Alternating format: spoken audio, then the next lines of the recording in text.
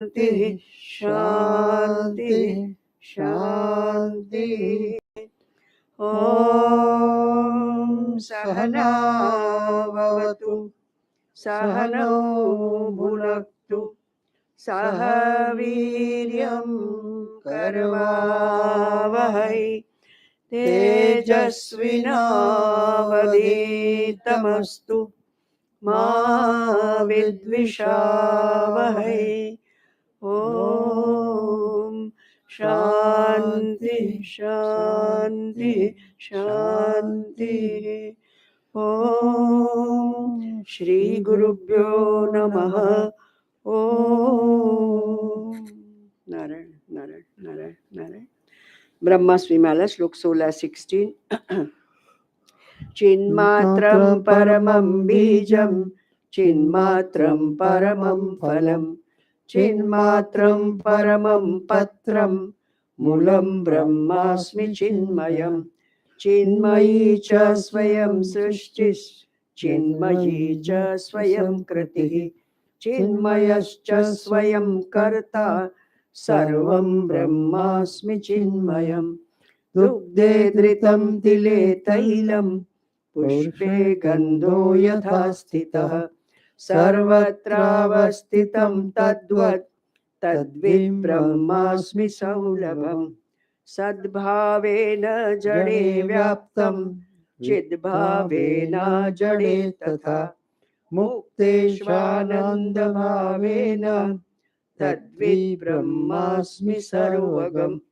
शुक्तो रूप्यं मरो नीरं रज्जौ सर्पो यथा तथा मिथ्या ब्रह्मणि जीवोऽपि सत्यं ब्रह्मास्मि वास्तवम्। सत्यं ब्रह्मास्मि वास्तवम्। ओम नमो ब्रह्मादिभ्यो ब्रह्म विद्या संप्रदाय कर्तृभ्यो वंश ऋषिभ्यो महद्भ्यो नमो गुरुभ्यः। सर्वोपप्लवरहितः प्रज्ञानघनः प्रत्यगर्थो ब्रह्मैवाहमस्मि ब्रह्मैवाहमस्मि। ओम शांति शांति शांतिः। यो दत्ते भुवनानि सत्त्वगुणवान् स्रष्टारजः संश्रयः संहर्ता तमसान्वितो गुणवतीं मायामतीत्यस्थितः।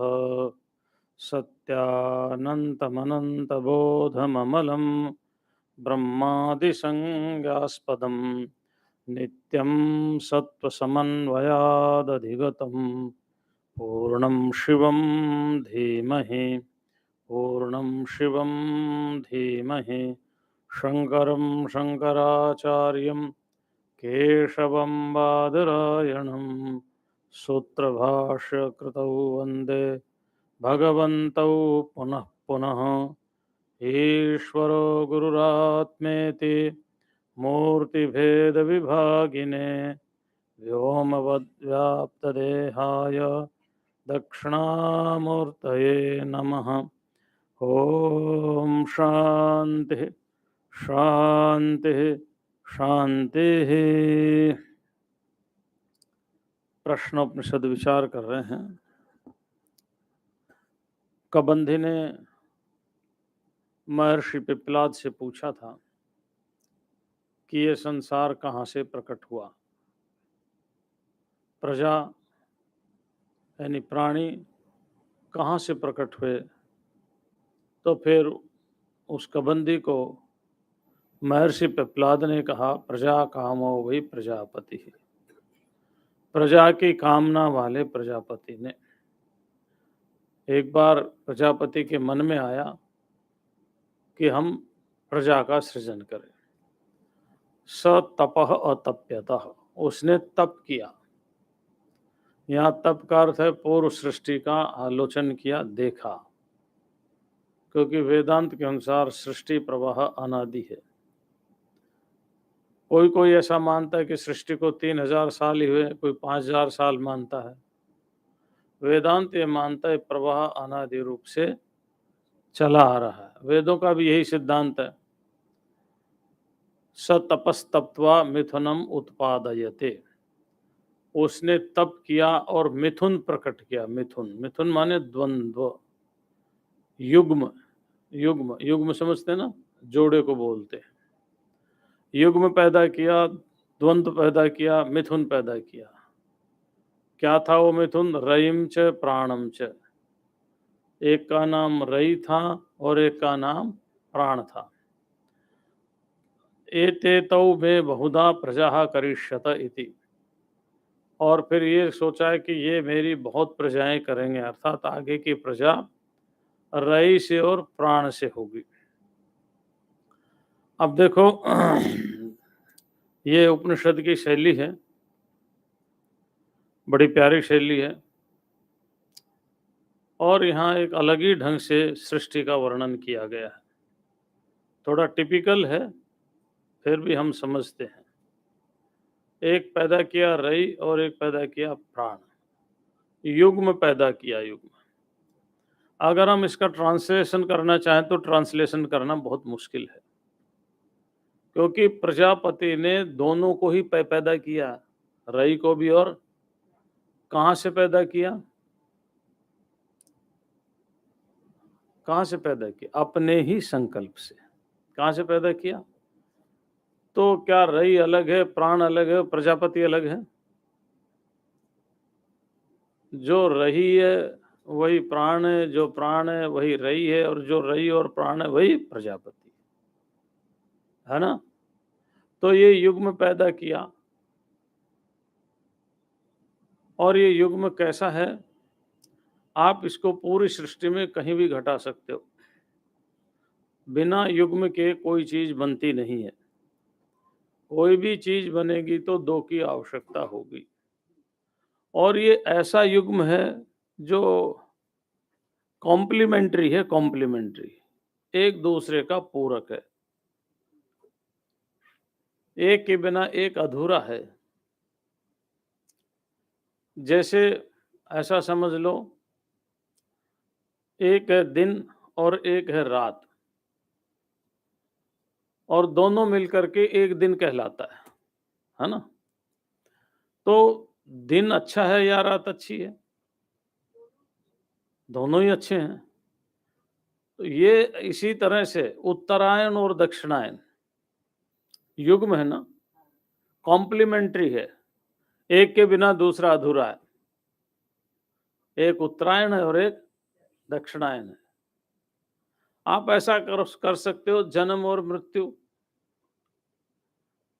मृत्यु भी उतनी आवश्यक है, जन्म भी उतना ही आवश्यक है। मृत्यु होगी तो जन्म होगा, ठीक है ना।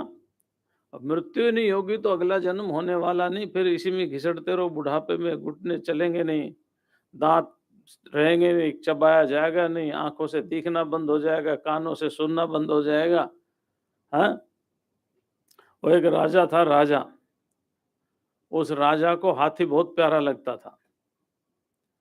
हाथी था उसके पास, उसका वो हाथी उसको बहुत प्रिय था। तो उसने राज्य में घोषणा करवा दी, जो कोई इसके मरने की सूचना देगा उसको मैं फांसी चढ़ा दूंगा। और उस हाथी की बहुत सेवा होने लगी। समय तो सबका ही आता, हाथी मर गया। अब हाथी मर गया तो राजा को कौन सूचना देगा, भाई मर गया, कौन फांसी खाएगा। तो मंत्री ने बहुत बड़ा इनाम रख दिया कि जो राजा को सूचना देगा उसको बहुत भारी इनाम मिलेगा। तो एक ऐसा काम पागल आदमी कर सकते हैं ना, जिनके दिमाग में फितूर होता है। तो एक पंडित देवता आगे बोले मैं सूचना दूंगा। बोले देखो फांसी लग जाएगी, मृत्यु दंड है इसके लिए।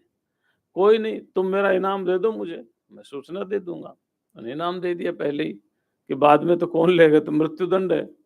हो गया राजा के पास, राजा की बड़ी प्रशंसा की। तो बोले बोलो भाई, बोले महाराज आपका हाथी, हाँ हाँ हाँ क्या है? बोले मेरा हाथी क्या है? बोले महाराज आराम कर रहा है धरती पर। अच्छा, और बोले महाराज कोई हलचल भी नहीं कर रहा है।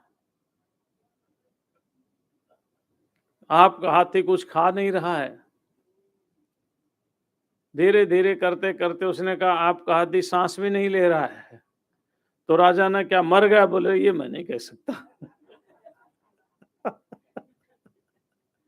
तो वही बात है, मृत्यु उतना ही आवश्यक है जितना जन्म, और जन्म भी उतना ही आवश्यक है जितना, दोनों मिलकर के ही जीवन की पूर्णता होती। कॉम्प्लीमेंट्री है, दोनों पूरक हैं एक दूसरे के।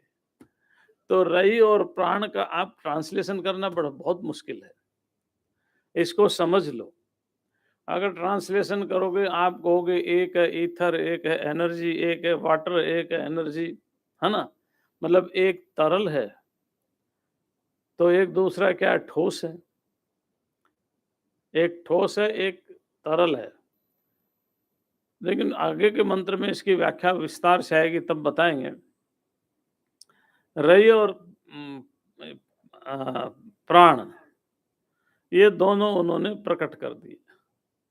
अब ये दोनों प्रकट क्या है कि ये जो कर्म उपासना का समुच्चय है, कर्म और उपासना का जो समुच्चय है, यानी जो सृष्टि पैदा हुई है सारी की सारी, अभी पैदा हुई नहीं, अभी तो दो ही चीज पैदा हुई है, दो ही प्रकट किया प्रजापति ने। तो ये जो कर्म और उपासना के कारण जो प्राप्त होने वाले भोग हैं, उन भोगों की प्राप्ति के लिए प्रजापति ने सृष्टि की, और जीव ये भोग प्राप्त कर सके उसके लिए उन्होंने सृष्टि में रई और प्राण प्रकट किए, और रई और प्राण से फिर ये आगे की सारी सृष्टि विस्तार करेंगे, ऐसा कह करके उन्होंने रई और प्राण प्रकट कर दिए। तो रई, आप ऐसा समझो, एक उदाहरण देता हूं। प्राण है ऊर्जा, या प्राण क्या है? ऊर्जा है। और रई है ठोस, जिसको आप द्रव्य कह सकते हैं, द्रव्य, है ना? तो ये क्या है? जैसे एक बर्फ है, बर्फ, है ना, हिम जिसको बोलते हैं, और एक है भाप जिसको हम स्टीम बोलते हैं। तो बर्फ ठोस है और भाप, हाँ। तो अब आप देखने वाला बताओ, बर्फ और भाप अलग अलग है या एक है? एक, ये तो दो नाम क्यों दिए, है ना? बस यही समझ लो, जैसे नाम दो हैं लेकिन बर्फ भी वही है, भाप भी वही है। अगर दोनों को एक करके बोलना चाहे तो दोनों जल हैं। क्या है? जल है। लेकिन बर्फ ठोस है, द्रव्य है, और भाप ऊर्जा है, एनर्जी है। भाप सूक्ष्म है और जो बर्फ है वो स्थूल है, मूर्त है। ठीक है ना? तो उसी बात को यहाँ बता रहे हैं आगे मंत्र में। आदित्यो ह वै प्राणो रैरेव चंद्रमा रैर्वा एतत् सर्वं यन्मूर्तं चामूर्तं च तस्मात् मूर्तिरेव रैः। आदित्यो वै प्राणः, आदित्य ही प्राण है। आदित्य क्या है? प्राण है।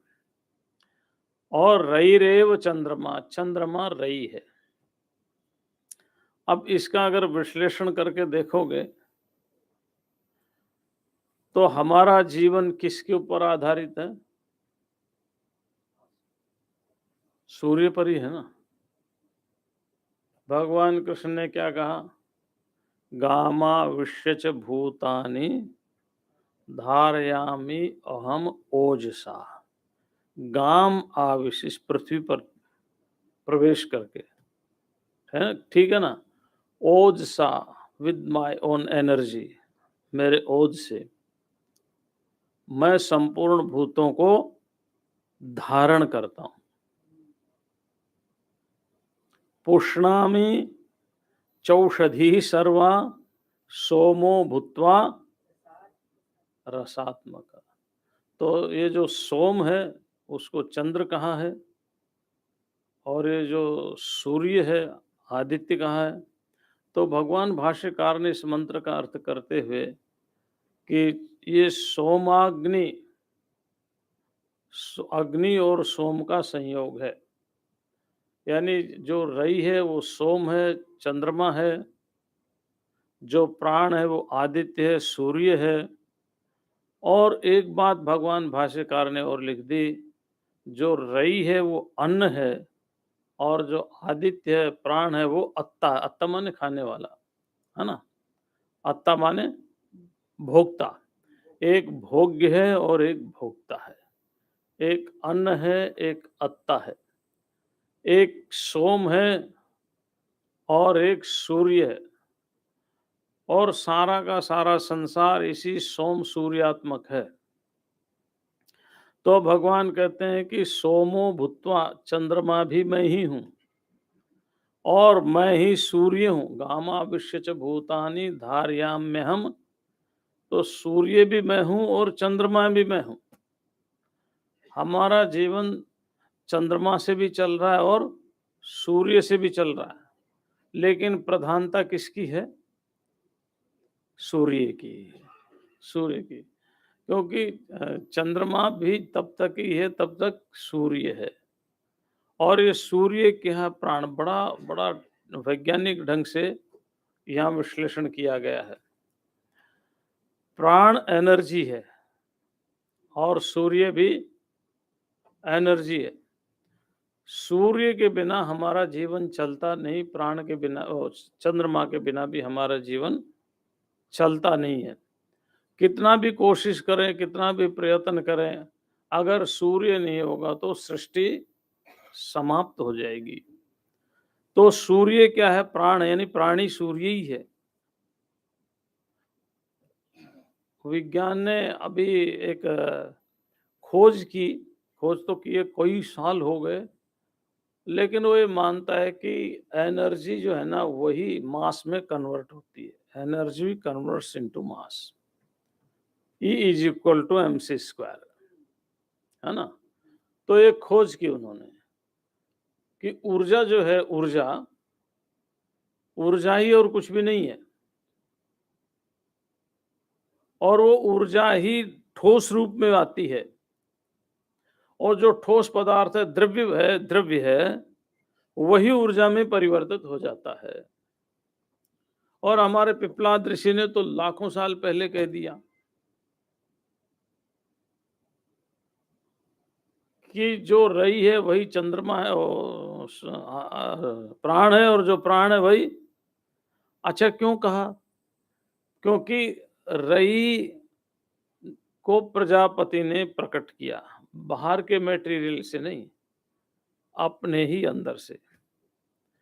प्राण को भी प्रजापति ने प्रकट किया, बाहर के मटेरियल से नहीं, अपने ही मटेरियल से। तो दोनों प्रजापति से भिन्न नहीं है। जो प्राण है, जो एनर्जी है, वही तो रई है। और रई कौन सा है? और इसी रई को अन्न कहा है, अन्न, जिसको भगवान ने कहा सोमो भूत्वा रसात्मक। और सूर्य के लिए वेदों ने क्या कहा? सूर्य आत्मा जगतस्तस्थुषश्च। वेद मंत्र है। सूर्य जगत की आत्मा है। सूर्य जगत की आत्मा है। तो जो आत्मा है वो हो गया अत्ता, भोक्ता, और ये हो गया अन्न। एक है अन्न है, एक है अत्ता, भोक्ता है। अगर फिर उपनिषद कहता है कि रईरेव एतत्, रईर्वा एतत् सर्वम, ये जो सब कुछ है रई है, सोम ही है, अन्न ही है, और कुछ है नहीं, यानी अन्न ही है। अब एक है अन्न, एक है अत्ता। अगर गहराई से देखो तो कौन किसको खा रहा है, कौन किसका भोग्य बन रहा है? अत्ता भी अन्न हो जाता है और अन्न भी अत्ता हो जाता। कौन किसको खा रहा है? भोगान भुक्ता वयमेव भुक्ता। क्या भोगों ने हमें भोग का, या भोग हम भोगों के द्वारा भोगे गए? हम अन्न खा रहे हैं, लेकिन यही खाया हुआ अन्न ही तो हमें जीर्ण कर रहा है। यही तो जीर्ण कर रहा है, यही तो बुढ़ापा ला रहा है, और दूसरा कोई और थोड़ी ला रहा है। मानो एक चिड़िया है, चिड़िया वो कीड़े मकोड़ों को खाती है। जो चिड़िया आज कीड़े मकोड़ों को खाती है वो होगा भोक्ता। चिड़िया क्या हो गई? भोक्ता। और कीड़े मकोड़े हो गए भोग, भोग्य हो गए। एक अन्न हो गया, एक अत्ता हो गया, एक भोग्य हो गया, एक भोक्ता हो गया। लेकिन यही जब चिड़िया मर जाती तो वही कीड़े इसको खा जाते हैं। तो जो पहले भोगता था वो भोग्य हो गया ना। जो पहले भोगता था वो भोग्य हो गया। ये हमारा शरीर है, शरीर हमारा। भागवत में एक प्रसंग आता है, ये शरीर किसका है? बड़ा सुंदर प्रसंग है। किसका शरीर है? विचार करो। राजा कहता है मेरा शरीर है, माँ कहती है शरीर मेरा है, पिता उसका कहता है कि ये शरीर मेरा है, उसकी पत्नी कहती है ये शरीर मेरा है, और शियार है, भालू है, सिंह है ना, और ये कहते हैं कि ये शरीर हमारा है, हम खाएंगे इसको। ये बड़ा सुंदर प्रसंग है वहां। तो देह है किसका? सब एक दूसरे के भोग्य बन रहे हैं, एक दूसरे के भोक्ता बन रहे हैं। हम किसको खा रहे हैं? तो कोई हमें भी खा रहा है। एक मच्छर उड़ करके आता है और सोचता है क्या सुंदर ये जूस है, बढ़िया प्यारा जूस है ना। हाँ, हमारे एक महात्मा कहते थे कि ये ब्लड ग्रुप अलग अलग क्यों बनाए, कि मानो मच्छरों के लिए अलग अलग वैरायटी का जूस बना दिया। तो हम भोगता है, लेकिन मच्छर हमारा भोगता है नहीं है। हम भोगता है और मच्छर हमारा भोगता है। तो इसलिए कहा रही रेव सर्वम, अन्न ही सब कुछ है। गहराई से विचार करो, हम कितना भी कोशिश कर लें, लेकिन जो आज किसी को भोग रहा है कल वो उसको कोई और भोगेगा। जंगल में जा रहा आदमी, बड़ा हट्टा कट्टा रिष्ट पुष्ट है, एक सिंह उसको दिखाई दे गया। सिंह क्या कहता? हाँ, आज मेरा भोजन आ गया। यही कहता है ना, आज मेरा भोजन आ गया। अगर उस आदमी को कहीं पका हुआ बढ़िया सा आम मिल जाए, है ना, तो वो क्या कहेगा? क्या सुंदर भोजन है। एक का आम भोजन है और एक का खुद भोजन है। बड़ा विचार करके देखो सृष्टि को, सृष्टि को विचार करके देखो। इसलिए कहा रई रेव सर्वम, सब भोग्य हैं और सब भोगता है।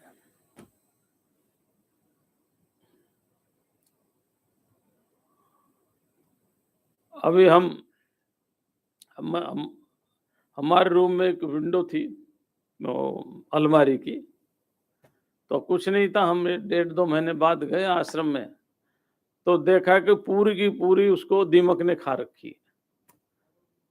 ओहो की बात नहीं, जो मैं समझा रहा हूँ वो समझो, ये तो कोई नई बात नहीं है, ये तो दुनिया में ऐसे चलता ही है। मैं ये समझा रहा हूँ, जो लकड़ी आप समझते हो कि वो जड़ पदार्थ किसी का भोग्य नहीं हो सकता, वो भी दीमक का भोग्य हो गया। और थोड़ी देर में एक चिड़िया आई,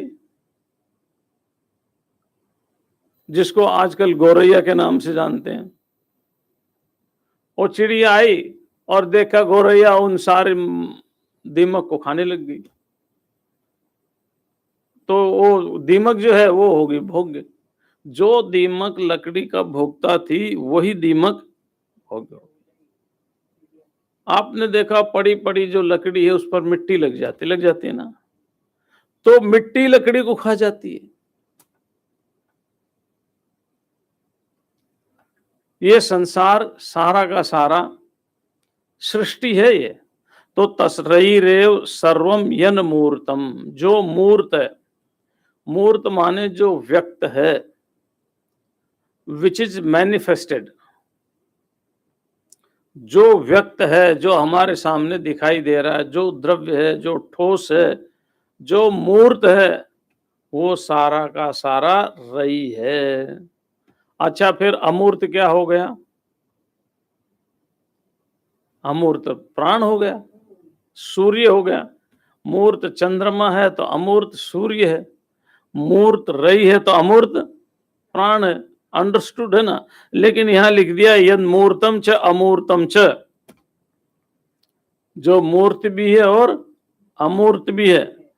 तस्मान मूर्ति रेव रई, ये जो रई है ये ही द्रव्य है। मूर्ति माने आकार, मूर्ति माने आकार। अगर आप विचार करके देखेंगे, अब गहराई से विचार करके देखेंगे, तो प्रजापति ने रई प्रकट किया, प्रजापति ने प्राण प्रकट किया। प्राण है ऊर्जा और रई है जो है वो द्रव्य है, ठोस है। और विचार करके देखोगे तो ऊर्जा ही सब कुछ है, जो कुछ है वो ऊर्जा ही है। इसलिए ऊर्जा को, प्राण को अत्ता कहा है, अत्ता। और प्राण की कितनी महिमा वो इस उपनिषद में भी है, अन्य दूसरे छांदोग्य उपनिषद में भी प्राणों की महिमा है, दूसरे उपनिषदों में भी प्राणों की महिमा है। और ये सारा जगत संसार आदित्य का ही स्वरूप है, क्योंकि आदित्य के प्रकट होने से ही संसार है। अगर ये आदित्य प्रकट ना हो तो दिन रात की व्यवस्था नहीं बनेगी, औषधियां, लताएं, वनस्पति नहीं बनेंगे, वर्षा समय पर नहीं होगी, ये सारा का सारा संसार खत्म हो जाएगा, खत्म हो जाएगा। इसलिए प्रजापति ने इन दोनों की सृष्टि की, आदित्य की और चंद्रमा की, सूर्य की, सूर्य और सोम की, रई और प्राण की। इसलिए हम रई और प्राण को ट्रांसलेशन करना बड़ा महाभारत है। अगर मृत्यु रई है तो जीवन प्राण है ना? दोनों कॉम्प्लीमेंट्री हैं, दोनों। अगर एटम का नेगेटिव और पॉजिटिव जो होता है वो एक रई है और एक प्राण है। जो नेगेटिव पॉजिटिव है वो एक रई है और एक प्राण है। इसलिए सारा जो दिखाई दे रहा है रई और प्राण के रूप में ही है। ये है लोक सृष्टि, लोक सृष्टि है। इसी को ही अनेक भाषाओं में अनेक प्रकार से कहा गया है। अच्छा, क्या है, पुराण में एक बात कही है, वहां कहा गया है कि जो हिरण्यगर्भ है, जिसको हम ब्रह्मा जी कहते हैं, वो सृष्टि को करना चाहते थे, अनेक प्रकार की सृष्टि की, नहीं हुई तो अपने ही देह को दो भागों में विभक्त कर दिया। आती ना कथा? अपने ही देह को दो भागों में विभक्त कर दिया। एक का स्त्री हुआ और एक पुरुष हुआ, एक रई और एक प्राण। और वो उसी के ही एक ही शरीर से ये सारी के सारी उन दोनों से फिर सृष्टि हुई। तो स्त्री और पुरुष में कहां भेद हो गया फिर? अच्छा, विज्ञान क्या कहता है?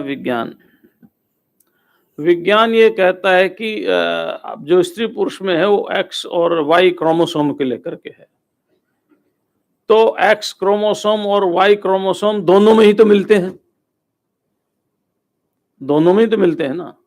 यहां भी उपनिषद ये कहता है कि एक को रई और एक को प्राण क्यों कहा? एक को रई और एक को प्राण क्यों कहा? तो कहते गुण की प्रधानता से। किससे? गुणों की प्रधानता से। ठीक ऐसी एक को मेल और एक को फीमेल क्यों कहा? गुण की प्रधानता। जो गुणसूत्र है ना, गुणसूत्र, क्रोमोसोम, गुणसूत्र की प्रधानता से एक को मेल कह दिया और गुणसूत्र की प्रधानता से एक को फीमेल कह दिया। अगर गहराई से जाकर के देखोगे तो ना कोई मेल है ना कोई फीमेल है, सारा का सारा एक प्रजापति ही है। पर यह बात समझ में आती नहीं, क्योंकि बहुत गहरी बात होगी। एक ही प्रजापति, एक ही ब्रह्मा ने दो भाग हुए, एक का नाम शत्रुपा हुआ और एक का नाम मनु हुआ। एक स्त्री हुई एक पुरुष हुई, शरीर तो एक ही था, ब्रह्मा तो एक ही थे ना, उसी के से ही तो देह के दो भाग हुए थे। तो इसलिए ना शत्रुपा मनु से भिन्न है, ना उससे ब्रह्मा जी से, ना मनु ब्रह्मा जी से भिन्न है, न प्राण प्रजापति से भिन्न है, न रई प्रजापति से भिन्न है। गुण के कारण, गुण की विषमता के कारण एक का नाम रई है और एक का नाम प्राण है। गुण भेद के कारण, गुण भेद के कारण एक का नाम रई है और गुण भेद के कारण ही एक का नाम प्राण है। नहीं तो प्राण भी प्रजापति से प्रकट हुआ है और रई भी प्रजापति से ही। जैसे मान लो लहर है, लहर, लहर है, एक आदमी कहता देखो कितनी लहर है, दूसरा कहता कहाँ है? तो समुद्र है। क्या कहता है? समुद्र है। जो लहर है वही समुद्र है और समुद्र है वही लहर के रूप में हमें दिखाई दे रहा है तो पानी ही, समुद्र भी पानी है और लहर भी पानी से अतिरिक्त और कुछ भी नहीं। ना समुद्र पानी से अलग है, ना लहर पानी से अलग है। ठीक इसी प्रकार से ये दोनों भी प्रजापति है, खाने वाला भी और खाया जाने वाला भी। इसलिए कभी कोई किसी का भोक्ता हो जाता है, कभी कोई किसी का भोक्ता हो जाता है, कभी कोई किसी का भोग्य हो जाता है तो कभी कोई किसी का भोग्य हो जाता है। बड़ा मुश्किल ये कहना कि भाई हम तो भोक्ता है। अभी शेर आ जाए तो पता चले कौन किसका भोक्ता है। ठीक है ना? अच्छा, हमारे शरीर में अब पता नहीं है नहीं, विज्ञान ऐसा बताता है कि हमारे शरीर में कितने जीवाणु हैं, बैक्टीरियाज जिसको बोलते हैं, एक हथेली में ही कितने हैं। तो क्या वो एक दूसरे को नहीं खा रहे होंगे? तो क्या वो एक दूसरे को खा रहे तो हम ही अपने आप को एक तरह से वो नहीं कर रहे? हमारा ही शरीर में तो बदलाव आ रहा है ना, हमारे शरीर में परिवर्तन आ रहा है। तो ये सारा का सारा संसार प्रजापति ने भोक्ता और भोग्य के रूप में प्रकट किया। किस रूप में प्रकट किया? क्यों प्रकट किया? पूर्व जन्म के कर्म के संस्कारों के कारण। ये मैं हूं, मेरा देह है, तो ये मेरा जो देह है ये मेरे कारण है। किसके कारण है? मेरे कारण है, क्योंकि मुझे देह की प्राप्ति मेरे पूर्व जन्म के कर्म के संस्कारों के कारण प्राप्त हुई है। तो प्रजापति ने अपने ही संकल्प से सभी जीवों के कारण सूक्ष्म शरीरों को देख करके, जिसका गुण की प्रधानता से जैसे जैसे कर्म संस्कार थे वैसे वैसे उसको शरीर दे दिया, वैसे वैसे शरीर दे दिया। और किस लिए दिया? कि जाओ अपने कर्मों का फल भोगो और संसार की नश्वरता का अनुभव करो और फिर अपने परम पद को प्राप्त हो जाओ। अब यहां आकर के हम भूल गए वो अलग बात है। चलिए उपनिषद आगे मंत्र में क्या कहते हैं? अथादित्य उदयन प्राचीम दिशां प्रतिष्ठति तेन प्राच्यान प्राणान रश्मिषु सन्निधत्ते यद दक्षिणाम यद प्रतीचिम यदुदीचिम यदधो यदूर्ध्वम यदंतरा दिशो यत् सर्वं प्रकाशयति तेन सर्वान् प्राणान् रश्मिषु सन्निधत्ते अथादित्य उदयन प्राचीन दिशम प्रविशति। आदित्य उदय होता हुआ प्राची दिशा को में प्रवेश करता है। अच्छा, अब उस प्राची दिशा माने पूर्व दिशा, है ना। तो सूर्योदय होता है पूर्व दिशा में, या जिधर से सूर्योदय होता है उसको हम पूर्व दिशा कहते हैं, है ना। मतलब सूर्योदय पूर्व दिशा में होता है तो दिशा किसे कहेंगे फिर? अब ये विचारनीय बात है ना। तो लेकिन यहाँ समझ लो, हम अपनी भाषा में समझते हैं कि सूर्य पूर्व दिशा में उदय होता है। तो जब सूर्योदय होता है तो अपनी किरणों को फैलाता है, तो सबसे पहले जो उसकी किरण आती है वो पूर्व दिशा में आती है। अथवा यो कहे कि जब सबसे पहले किरण जिधर से हमें दिखाई देती है उसको हम पूर्व दिशा कहते हैं, ठीक है ना। तो तेन प्राच्यान प्राणान रश्मिषु सन्निधत्ते, उससे प्राच्य प्राणों को अपने अंदर धारण करता है। प्राणों को मतलब प्राणियों को, प्राणों को मतलब प्राणियों को। तो सूर्य जब पूर्व दिशा में उदय होता है और अपनी किरणों को फैलाता है, उसमें जितने भी प्राणी हैं उनको अपनी किरणों में समेट लेता है। अब कैसे समेट लेता है तो मंत्र के बाद विचार करेंगे। यद दक्षिणाम, तो दक्षिणाम दिशाम प्रविशन दाक्षिणात्यान प्राणान रश्मिषु सन्निधत्ते, फिर दक्षिण दिशा में प्रवेश करता है।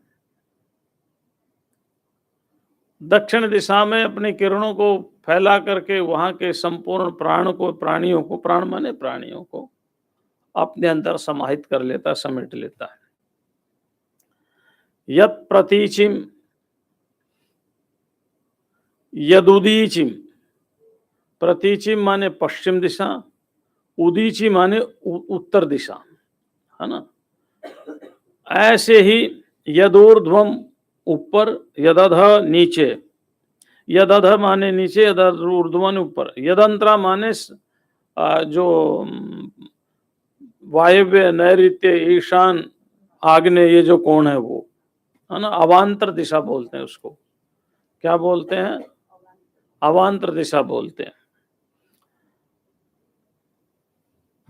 वो क्या? यत् सर्वम प्रकाशयति, वह सबको प्रकाशित करता है। तेन सर्वान प्राणान रश्मिषु सन्निधत्ते, इससे वह समस्त प्राणों को अपनी रश्मियों में धारण करता है। अब ये तो हो गया उपनिषद का मंत्र का अर्थ, लेकिन ये बहुत गहरा अर्थ है। गहरा अर्थ इसमें है कि जब सूर्योदय होता है तो ही ये संसार प्रकट होता है, तो ये जीव प्रकट होते, प्राणी भी तभी प्रकट होते हैं। अगर सूर्योदय नहीं होगा तो प्राणी भी प्रकट नहीं होंगे। ऊर्जा ही तो सब कुछ है, गति ही तो सब कुछ है। अगर ऊर्जा ना हो, गति ना हो तो क्या है? कुछ भी नहीं है। तो इसलिए हमारे वेदों में सूर्य को कहा है, सूर्य को भगवान का है। तो सूर्य, कौन से सूर्य को भगवान का है? तो हमारे यहाँ प्रत्येक का एक देवता होता है, उसको हम चैतन्य बोलते हैं। क्या बोलते हैं? चैतन्य बोलते हैं। तो वो जो चैतन्य देवता है, चैतन्य जो है, उसके लिए यहाँ कहा है कि जब वो सूर्य प्राची दिशा में आता है, यानी वो चैतन्य, तो सारे प्राणियों को अपने अंदर समाहित कर लेता है। तो सूर्य का जो चेतन रूप है उसको हम प्रणाम करते हैं। सूर्य का एक तो जड़ रूप, पिंड रूप जो हमें दिखाई दे रहा है, लेकिन इस पिंड के पीछे एक चैतन्य जो उसका अधिष्ठात्री देवता है ना। और उस जो अधिष्ठात्री देवता वो क्या है, वो प्रजापति है, प्रजापति के अतिरिक्त और वो कुछ भी नहीं है, कुछ भी नहीं है। तो सारा का सारा संसार, ये प्राणी समूह, गहराई से विचार करोगे तो सूर्य ही और क्या है, ऊर्जा ही तो है। अगर प्रतिलोम क्रम से इसका विलय करते हुए चले जाओ तो जो कारण शरीर जाकर के जहां समष्टि कारण शरीर मिलेंगे वो ये चेतन सूर्य ही है। और सूर्य भी कैसा महाराज, गजब का है। अगर मान लो अभी जो टेम्परेचर है अभी, है ना, इससे थोड़ा सा और टेम्परेचर बढ़ा दे तो जगत रहेगा क्या? विचार करो, थोड़ा सा और बढ़ा दे, चलो कोई बात नहीं, 50 डिग्री सेल्सियस है, 70 डिग्री कर देते हैं। अभी बॉम्बे में 32 डिग्री सेल्सियस है ना, तो 32 डिग्री सेल्सियस में लोग तड़फ रहे हैं, बिना एसी के रह नहीं पा रहे। और दिल्ली में थोड़ा सा 42 डिग्री सेल्सियस चला गया था, 42-43, तो एसी ब्लास्ट होने लग गए थे, एसी ब्लास्ट होने लग गए थे। अगर सोचो और थोड़ा सा सूर्य भगवान के भाई मेरी तुम्हारी दूरी बहुत ज्यादा होगी, तुम मुझे पुकारते तो मेरे को सुनता नहीं है, चलो मैं थोड़ा और नजदीक आ जाता हूं। अगर सूर्य भगवान थोड़ा और नजदीक आ जाए तो कौन बचेगा? ये सारा का सारा मेल्ट होकर के कहाँ चला जाएगा? सूर्य में ही चला जाएगा, सारा का सारा पिघल करके चला जाएगा ना।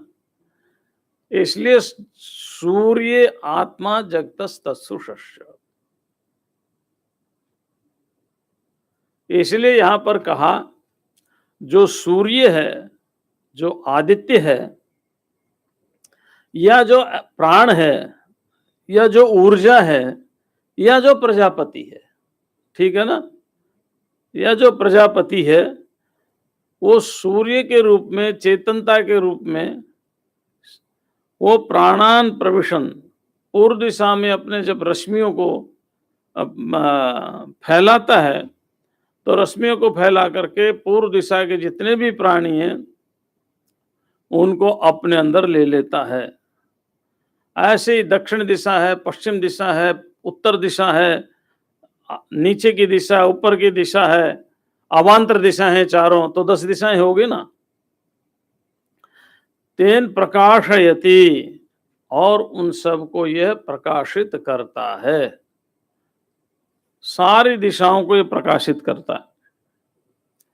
सर्वान प्राणान रश्मिषु सन्निधत्ते, उनको प्रकाशित करके सारे प्राणियों को अपनी रश्मि में, किरणों में धारण करता है सभी को। तो हम कहां पर हैं? सूर्य के अंदर ही हैं, सूर्य के बाहर नहीं है। इसीलिए ये जो प्राण है इसकी ज्यादा महिमा है। प्राण माने सूर्य। चंद्रमा प्रकाश कहां से लेता है? सूर्य से लेता है। चंद्रमा सौम्य है, लेकिन उसकी सौम्यता भी तब तक है जब तक सूर्य है ना। और सूर्य नहीं होगा तो ये कवियों की सारी कल्पनाएं बेकार हो जाएगी। तुम चंद्रमा से हो, तुम्हारा मुख चंद्र कमल है ना, ठीक है ना, ये सारा का सारा, सारी उपमाएं फेल हो जाएंगी।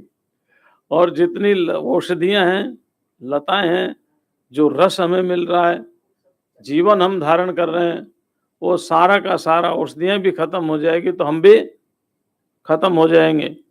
इसलिए सूर्य ही सबकी आत्मा है, सूर्य ही सबको धारण किए हुए है, आदित्य ही सबका प्राण है। प्राण माने ऊर्जा।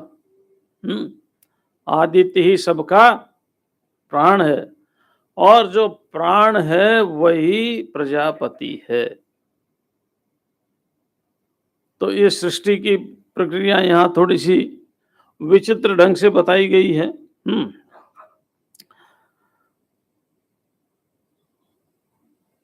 फिर अगला मंत्र है, देखिए अगला मंत्र भी देखते हैं।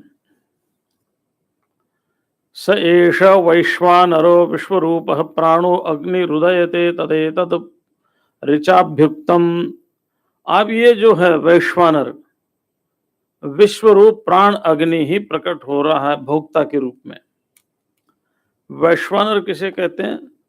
विश्वे ये नराहा, विश्वे नराहा, विश्वे नरा एव वैश्वानरा। जो सारा संसार है, विश्व माने सारा संसार, जिसको आप बृहदारण्यक उपनिषद में सर्वात्म भाव के रूप में सुन रहे थे, है ना? सर्वात्म भाव के रूप में आप सुन रहे थे। तो सबसे बड़ा भोक्ता कौन हुआ? प्राण। अच्छा, एक व्यक्ति है, उसको आप बहुत बढ़िया हलवा बनाकर खिलाना चाहते हैं। मैं हलवाई होता होगा, मुझे देखो वर्तमान के फूड मालूम नहीं, पिज्जा बर्गर क्या क्या होता है। हम तो देहाती आदमी, हमें तो पुरानी पुरानी डिश याद है। नहीं, अभी क्या क्या डिश आ गई। आहा, वर्क चांदी का चढ़ा है गोबर की मिठाई पर, ऐसी ऐसी डिश आ गई, क्या क्या आ गया, है ना? बस वो लपेट करके दे देते हैं, सड़ा गला जो कुछ है, सड़े गला जो कुछ है उसको लपेट करके सुंदर ढंग से दे देते हैं। और लगता है कि नहीं तो इतने रोग क्यों आते? ये जितने रोग आज आए हैं, ज्यादा रोग नहीं आते। पहले बुखार अगर आता था तो थोड़ा सा गर्म पानी तेज करके पी करके आदमी सो जाता था तो बुखार उतर जाता था। आज किसी को बुखार आ जाए तो 10, 20, 50 हजार रुपए बिना वो ठीक नहीं होता। तो ये सब खान पान से ही आए ना। मान लो आपको किसी से प्रेम है और आप हलवा खिलाना चाहते हैं कि चलो 95 इयर्स ओल्ड है, चलो अब अपने ससुर को हम हलवा खिलाते हैं, और उसके निकल गए प्राण, कौन खाएगा भाई? कितना ही मुंह में डालो, अंदर जाएगा क्या? नहीं जाएगा ना। तो खाने वाला कौन था? प्राण, है ना? प्राण था ना। अरे वायु भी अंदर नहीं जाती, और दूसरी चीज तो छोड़ो, जब प्राण निकल जाते हैं तो वायु भी अंदर नहीं जाती। इसलिए भोगता के रूप में प्राण है, एनर्जी है। संपूर्ण सृष्टि का भोगता सूर्य है। कौन है? सूर्य। तो क्या सूर्य का भी कोई भोग्य है? यानी मानो प्रजापति है जिसने सारा संसार बनाया, है ना? लेकिन जब तक आप निर्गुण ब्रह्म तक नहीं पहुंचेंगे तब तक भोक्ता और भोग्य का भाव बना रहेगा। क्योंकि प्रजापति की आयु पूर्ण होने पर, यानी ब्रह्मा जी की हिरण्यगर्भ की आयु पूर्ण होने पर भी वो भी एक दिन यहीं आएंगे। एक कथा आती है, कहाँ आती है मुझे मालूम नहीं, लेकिन हम परंपरा से सुनते आए हैं। एक ऋषि थे, उनका नाम था लोमस। क्या नाम था? लोमस ऋषि थे। वो यात्रा करते थे तो अपनी एक चारपाई, टूटी खाट ले रखी थी, चारपाई, खाट को सिर पर रख करके वो चलते थे, बड़े प्रसिद्ध थे। एक दिन इंद्र उनसे मिलने के लिए आ गए। चलो भाई, बड़े बड़े महात्मा है, मिल लेते हैं। तो देखा कि उन्होंने खाट जो है सिर पर रखी हुई है। वो इंद्र ने कहा महाराज, प्रणाम किया, नमस्कार किया, सब कुछ किया। कहा ये खाट क्यों रखते हो? बोले भाई ऐसा है, कहीं भी जाते हैं वहीं इसको नीचे डाल करके सो जाते हैं। तो बोले एक आश्रम बना लो। बहुत बढ़िया, मैं बना देता हूँ सुंदर सा आश्रम। तो लोमस ऋषि ने कहा अब क्या, थोड़ी सी उम्र बची है, अब क्या आश्रम बनाना है? तो बोले महाराज आपकी उम्र कितनी होगी? बोले मेरे शरीर में लोम देख रहे हो ना, जितने रोम हैं, ये कुछ टूटे हुए दिखाई देते हैं, एक जब इंद्र की आयु पूरी होती है तो एक रोम टूटता है। इंद्र ने कहा अभी तो पूरा शरीर रोम से भरा हुआ है, एक एक बाल टूटेगा तो एक इंद्र की आयु पूरी होगी, तो एक बाल टूटेगा। तो बोले आपकी तो आयु बहुत ज्यादा है, तो बना क्यों नहीं लेते, तो हमारी आयु से भी ज्यादा है। लेकिन लोमस ऋषि की दृष्टि में वो आयु भी कुछ भी नहीं है। क्यों? क्योंकि काल में सब कुछ समाहित हो जाता है। इंद्र के लिए बहुत बड़ी बात है। ठीक इसी प्रकार से प्रजापति की आयु बहुत बड़ी है, लेकिन जैसे एक बारिश के दिनों में एक वो होता है, इसके ऊपर आता है ना, पतंगा, एक ही क्षण में पैदा होता है और एक क्षण में मर जाता है। अगर उस पतंगे से पूछे कि इंसान क्या है, बोले रे ये तो अनादि अनंत है, क्या कहेगा? उसकी दृष्टि में हम अनादि और अनंत हो गए, क्योंकि हमारे एक मिनट में कितनी पतंगे पैदा हो जाते हैं और कितने ही। बस ऐसे हमारी दृष्टि में ब्रह्मा अनादि अनंत है। लेकिन ब्रह्मा का भी एक दिन समय आता है जब तक वो निर्गुण ब्रह्म को प्राप्त नहीं हो जाता, इसलिए वो भी भोगता है। और जब आयु पूरी हो जाएगी तो वो भी किसी का भोग बन जाएगा। ठीक है ना? ये सारी की सारी सृष्टि अत्रि और अत्ता के रूप में, अत्रि माने भोक्ता, अत्ता भोक्त्री और भोग्य, भोक्ता और भोग्य के रूप में ही चल रही है सारी की सारी सृष्टि। और इसलिए सारी की सारी सृष्टि का जो आधार है वो है प्रजापति, वो आदित्य है, वो प्राण है। उसी के लिए कहा स एष वैश्वानरः विश्वरूपः। विश्वरूप माने, विश्वरूप का अर्थ होता है कि सर्वात्म भाव। क्या होता है? सर्वात्म भाव। ये जो वैश्वानर है, कौन सा वैश्वानर? भगवत गीता को याद करो, अहम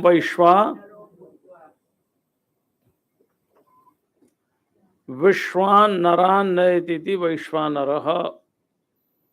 संपूर्ण प्राणियों को जो गति दे रहा है वो सूर्य। संपूर्ण प्राणियों को जो गति दे रहा है, विश्वान नरान नयति, संपूर्ण जीवों को जो गति दे रहा है वो सूर्य एष वैश्वानर, ये वैश्वानर है। विश्वरूपः, ये विश्वरूप है। प्राणो अग्नि उदयते, ये प्राण अग्नि ही प्रकट होता है। ठीक है ना? ये जो प्राण है ये अग्नि ही प्रकट होता है। जो प्राण है वो अग्नि है, जो अग्नि है वो प्राण है, वो प्राण ही वैश्वानर है, प्राण ही विश्वरूप है, प्राण ही अत्ता है, प्राण ही भोक्ता है, प्राण ही सोम है, प्राण ही चंद्र है, सूर्य है। मतलब अगर रई सब कुछ है तो प्राण भी सब कुछ है। क्यों है प्राण सब कुछ और रई सब कुछ? क्योंकि दोनों प्रजापति ही है और कुछ नहीं है। वो उसी के संकल्प से प्रकट हुए हैं, प्रजापति से अलग से कोई प्रकट नहीं हुआ है। तो इसलिए एक को सूर्य कहा, आदित्य कहा, प्राण को सूर्य कहा, आदित्य कहा, भोक्ता कहा, रई को सोम कहा, चंद्रमा कहा, अन्न कहा।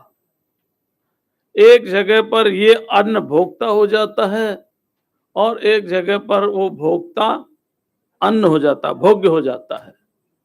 ठीक है ना? तो अब आगे की चर्चा कल करेंगे। अभी इतना ही। ओम शांति शांति शांति। ओम।